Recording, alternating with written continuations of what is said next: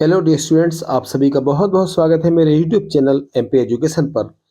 आज हम यहाँ पर देखने वाले हैं हमारी जो केमिस्ट्री है उसमें कौन कौन से इम्पोर्टेंट क्वेश्चन हैं जो कि हमारे हाफ ईयरली एग्जाम में आने वाले हैं।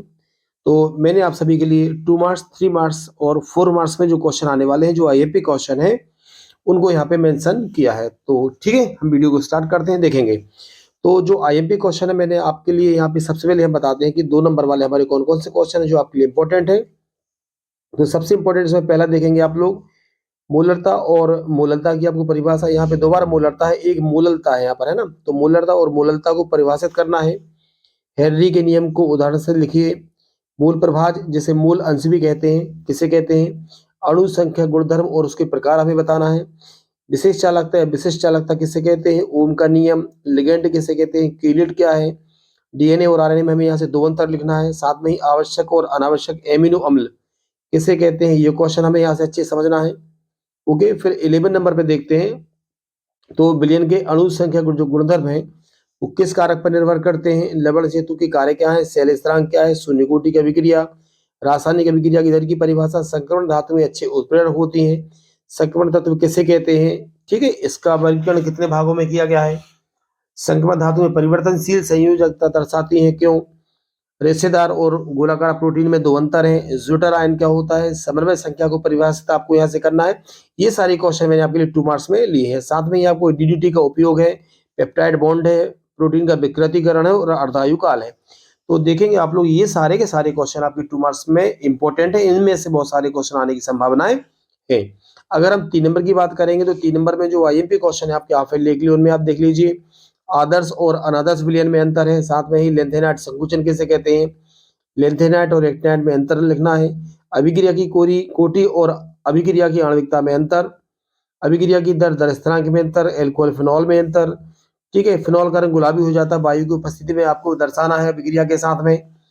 इसके साथ आप देखेंगे कुछ आईएमपी यहाँ से रिएक्शंस जो है। राई मिट्टी में अभिक्रिया है, कोलबे अभिक्रिया है, विलियमसन सिंथेसिस है। साथ में ये भी आईएमपी क्वेश्चन है कि फिनॉल जो है हमें इससे 2,4,6 ट्राइनाइट्रोफिनॉल है, बेंजीन है, आर्थोएम पैराक्रिसॉल है, ये हमें किस तरीके से प्राप्त होंगे।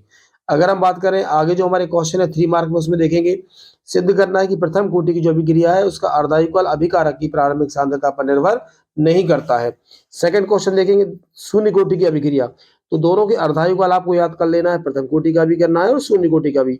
साथ में इसी के जो दोनों अंतर है वो भी मैंने यहाँ पे मेंशन किए हैं। शून्य कोटि की अभिक्रिया का अर्धायुकाल अभिकारक की प्रारंभिक सांद्रता के समानुपाती होता है। साथ में डी और एफ ब्लॉक में अंतर हमें करना है।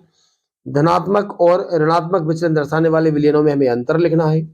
संगमरमर तत्वों की जो व्याख्या है वह हमें परिवर्ती संयोजकता, रंगीन आयनों का निर्माण और चुंबकीय गुण जो है, इनके आधार पर हमें इनकी व्याख्या करना है। संगमरमर तत्व जो कि हमारे डी ब्लॉक के तत्व होते हैं। आगे आप देखेंगे अब 4 नंबर वाले कौन कौन से क्वेश्चन हमारे लिए इंपॉर्टेंट हैं, तो उनको समझते हैं। अब ये क्वेश्चन नंबर 1 है ना, तो इसमें 4 अभिक्रियाएं दी हैं, तो एक एक अभिक्रिया एक एक नंबर में यहाँ से पूछी जाती है।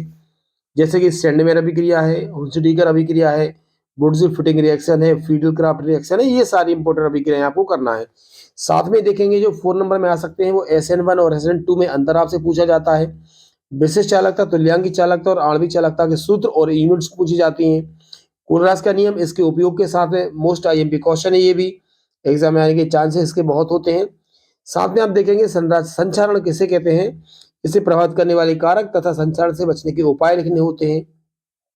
कुछ शॉर्ट नोट से क्वेश्चन बनते हैं, जैसे कि लूकास अभिकर्मक है, टॉलन अभिकर्मक है, केनिजारो अभिक्रिया है, इटार्ड अभिक्रिया है, यूरोट्रोपिन है, पर्किन अभिक्रिया है, रोजनमुंड अभिक्रिया और लास्ट में आप यहाँ पे देखेंगे गाटरमैन कोच अभिक्रिया। तो ये सारे के सारे आईएमपी क्वेश्चन है। मैं ये नहीं कह रहा हूँ कि इन्हीं से आपका पूरा पेपर आएगा, लेकिन ज्यादा से ज्यादा इनमें से आपके हाफ ईयरली में आने के चांसेस होते हैं। तो ऐसे ही और इन सभी का मैं आपको सॉल्यूशन भी यूट्यूब चैनल पर देने वाला हूँ। तो यदि आपको ये सारे क्वेश्चन इंपॉर्टेंट लगे हो, वीडियो अच्छा लगा हो, तो लाइक कीजिए, शेयर कीजिए, कमेंट करके मुझे आप लोग जरूर बताइए।